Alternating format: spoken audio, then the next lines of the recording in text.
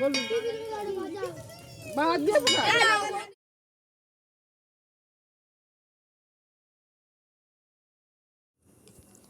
আমাদের ন্যাড়াপোড়া, কাল আমাদের দোল, পূর্ণিমাতে চাঁদ উঠেছে বল হরি বল। হ্যাঁ, এটা ছিল সবারই ছোটোবেলার একটা স্মৃতি, কিন্তু আমার ছোটোবেলার স্মৃতিতে হয়তো এটা ছিল না। কেন জানো তো বন্ধুরা?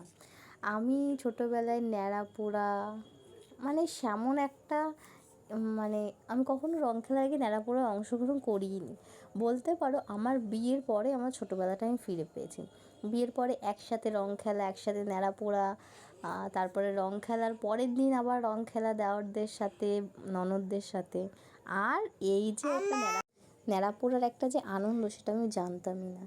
সবাই মিলে একসাথে আনন্দ করা, কীর্তনে যাওয়া, জানো তো, এটা হচ্ছে একটা আলাদাই আনন্দ। তো আজ ছিল ন্যাড়াপোড়া, আর সবাই মিলে জঙ্গলের মধ্যে মশার কামড় খেয়ে ন্যাড়াপোড়া মানে এনজয় করছি।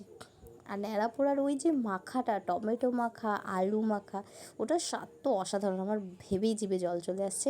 আমি খেয়েছি, আমার খুব ভালোও লাগে, কিন্তু যতটুকুনি পেরেছি তোমাদের সাথে শেয়ার করেছি। আর এই যে দেখো আমার মেয়ে এখানে থালা বাজাচ্ছে, আর ওই দেখো বুড়ির ঘরে আগুন ধরে গেছে। এইবার দেখবে আগুনটা কতটা চারিদিকটা ছড়িয়ে যায়। আর ওই যে সবাই দৌড় দিয়ে আসছে এদিকে, মানে আমাদের এখানে কচি কাঁচা থেকে, মানে কচি থেকে বুড়ো সবাই মোট কথা অংশগ্রহণ করে সব কিছুতে। তো দেখো, এই দেখো বুড়ির ঘর পোড়ানো স্টার্ট হয়ে গেছে, পুড়েও গেছে প্রায়। আর হাঁড়িটা না কেউ লাগাতেই পারছিল না, এত ওপরে বাস দিয়েছেন।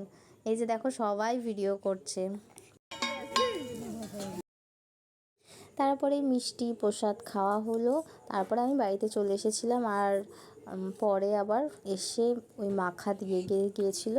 তো তোমাদের সাথে দেখা হচ্ছে কালকে রং খেলার দিন। তো টাটা, আজকের মতন বাই বাই।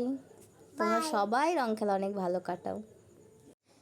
অগ্রিম হ্যাপি হোলি।